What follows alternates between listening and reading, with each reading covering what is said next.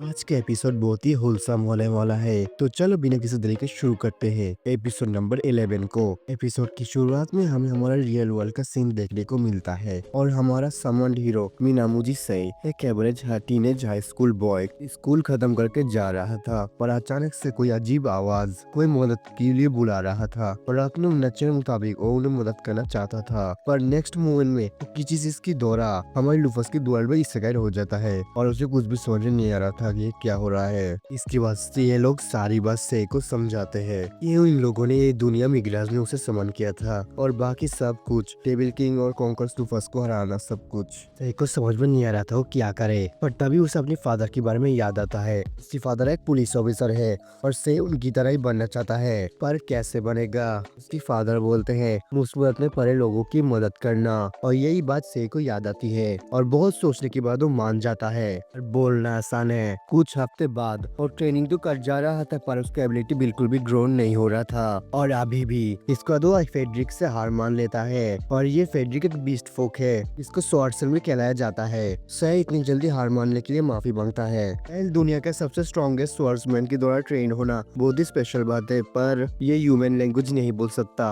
अरे यार गंदा कर दिया। पर बाकी 20 लोग नॉर्मली बात कर सकते हैं। सही अपना स्वॉर्ड टेक्निक के बारे में उससे कुछ पूछता है, पर सही को उससे कोई भी बात समझ में नहीं आती।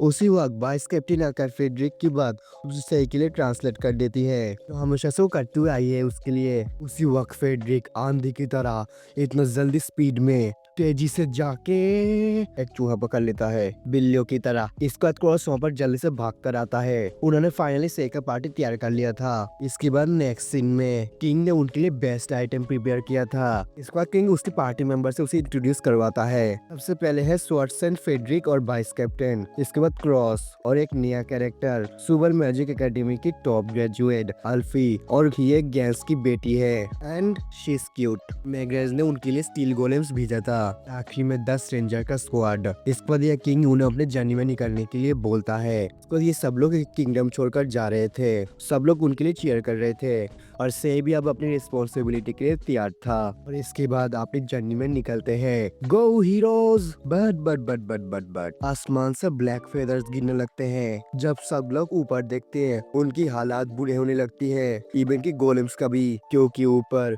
बस कॉन्करस लूफस नहीं बल्कि डीमन किंग और दोनों थे। क्रॉस की तो हालत हमेशा की तरह बुरे होने लगती है। इसके बाद ये दोनों जमीन पर उतरते हैं, एक वाइल्ड लूफस माफेल और एक वाइल्ड डेविल किंग। एक ही वक्त का पोकेमॉन का कोई मेला चल रहा है क्या? और एपिसोड 11 का टाइटल बहुत बड़ा है यार, स्क्रीन से देख लो। इसके बाद कुछ वक्त पहले का सीन देखने को मिलता है जब लूफस ने हीरो समन के बारे में सुना था। लूफस में हमने सोचते हैं अगर वो सच में हीरो है तो फिर उसका हिडन क्लास हीरो ही होगा। जब ये गेम था इस क्लास के बारे में किसी को भी नहीं पता था जब तक एलोथ ने इसे डिस्कवर नहीं किया था। एलोथ वन ऑफ द 7 हीरोज से एक ह्यूमन। जितना लूफस को पता है ये क्लास किसी और के पास नहीं था। डीमंस को इस हीरो समझने के बारे में पता है, वो लोग हीरो को मार डाल सकते हैं। लूफस को भी ये बात समझ में आ जाता है। एको कैरस भी एग्री करता है। शायद हीरो के जर्नी में निकलने के बाद से किसी एक को उन्हें खत्म करने के लिए भेजेंगे। डीना भी एग्री करते हैं, पर डीना से और एक बात पता चलता है, स्वॉर्ड किंग यानी एलोथ ने इस किंगडम के आसपास एक बैरियर बना दिया था। लूफस के पूछने पर डीना बोलती है ये हीरोज के सोल सक्सेशन है,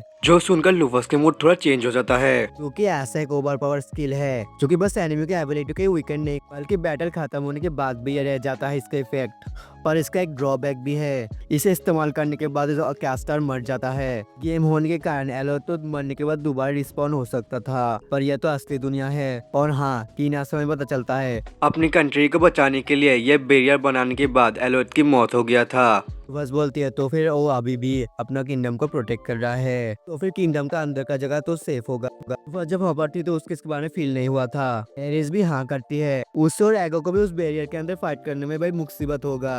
अब से मैं एगो कर उसको एगो बुलाऊंगा। डीना की बात से हमें पता चलता है ये तब तक सेफ है जब तक डी में डेविल किंग या फिर उसका कोई बेटा नहीं यहाँ पर हो जाता। और इससे भले बैरियर का ज्यादा प्रॉब्लम ना हो, पर वो लोग बैरियर की बात तो उसका सब कुछ कर सकते हैं ना। बस को समझ में आ जाता है ये कितना बुरा है और बेस्ट अपॉर्चुनिटी है 7 लुमिनर्स को हराना।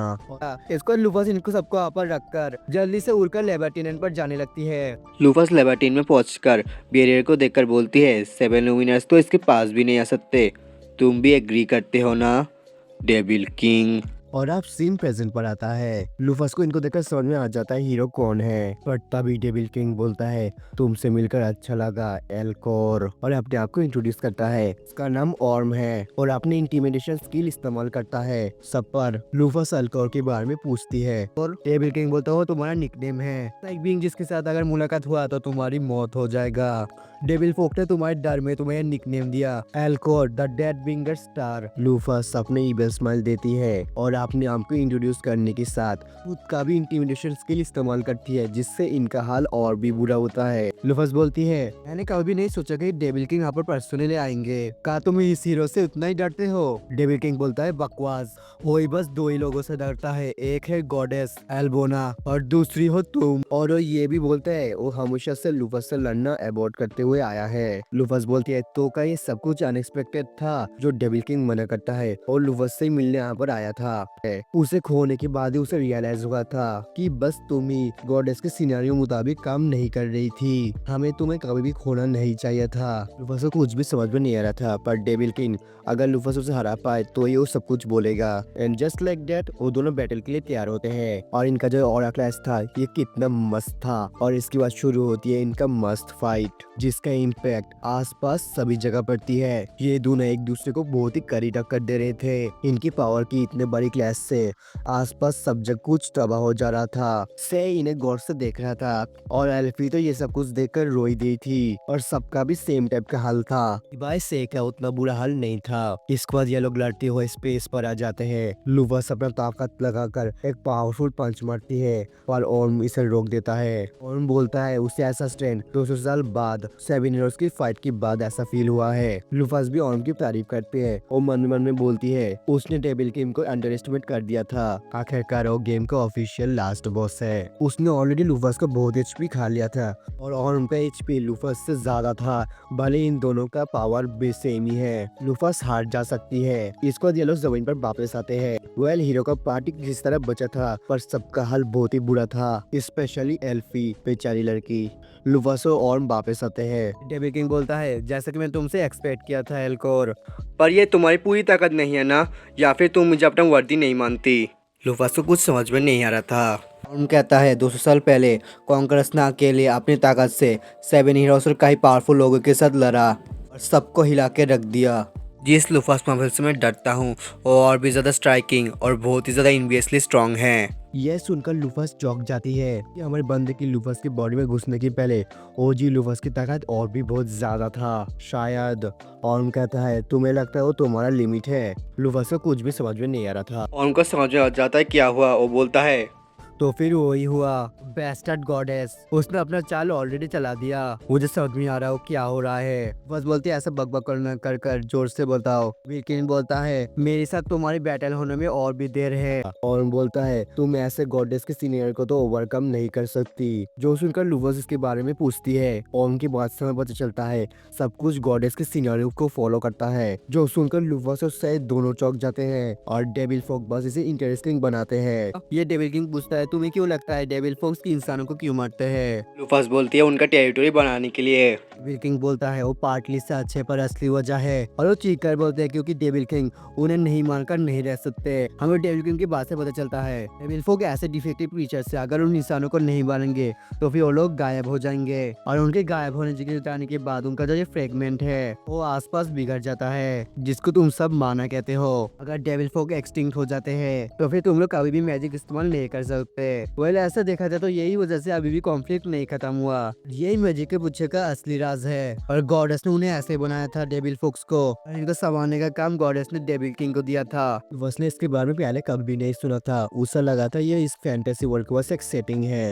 लूफस इस संभालने की बात के बारे में पूछती है। लूफस बोलेगा तुम ये बोलो तुम इन सबसे डिफरेंट हो, क्योंकि ऑर्म ऐसे इम्प्लाई कर रहा था जैसे कि वो कोई डेविल फोक नहीं है। तभी क्रॉस चीख कर डेविल किंग से पूछता है। वो बोलता है तुम्हारा तुम्हारा बात सुनकर ऐसा लग रहा है गॉडेस इस दुनिया की डिस्ट्रक्शन चाहती है, जो गॉडेस एल्बुनस सबसे प्यार करती है, जो ओम हाँ करता है और इसी वजह से इतने सालों पहले वो बैटल हुआ था। क्रॉस तो रोने लग जाता है और बोलता है तुम सबको थोड़ा भी तो अजीब लगा होगा ना, और वो एक्सप्लेन करता है वक्त लूफस भले ही बहुत खतरनाक थी, पर इंसानों को लूफस को डेविल फोक को जब वो हरा दी थी तब उसे हराना चाहिए था, पर सेवन हीरोज ने ऐसा नहीं किया। लूफस को भी ये बात रियलाइज होता है डेविल फोक का वो लड़ाई जीतना और सेवन हीरोज का ये डिस्पायर में रहना रिग्रेट में। और इसके बाद लूफस से बोलता है तुमने शायद सबसे पहले इस सच को ढूंढा था, इसके लिए तुम डेविल फोक को खत्म करके इस गॉडेस सिनेरियो को एंड करना चाहती थी और दुनिया को यूनाइट करना। पर तभी डीना अचानक से एक्स गेट की मदद से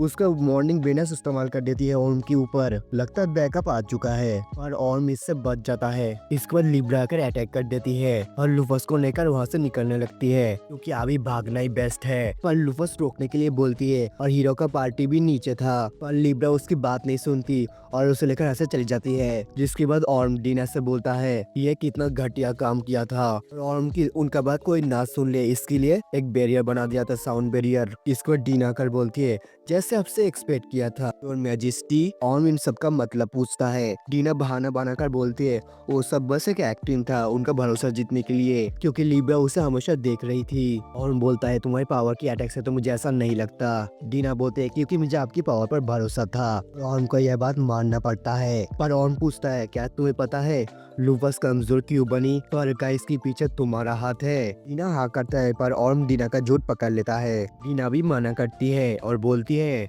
उसकी तरह ऐसा कोई शख्स ऐसा काम कभी भी नहीं कर सकता, और एक बैडास पोस्ट के साथ बोल कर जाती है अगर ये कोई कर सकता है तो गॉडेस खुद है। और डीना अपनी एक्स गेट से चली जाती है। इसके बाद ओर्म भी यहाँ से चला जाता है और हीरो का पार्टी आज किसी तरह बच गया था। इन सबके हालात फिजिकली ठीक है पर मेंटली ये लोग टूट गए थे, स्पेशली एल्फी किसी तरह ठीक था और आज भले ही हीरो का पार्टी बच गया है पर फ्यूचर का क्या। और हाँ पर ये एपिसोड 11 खत्म होता है। मजा आ रहा है ना? नेक्स्ट एपिसोड 12 के लिए तैयार रहना।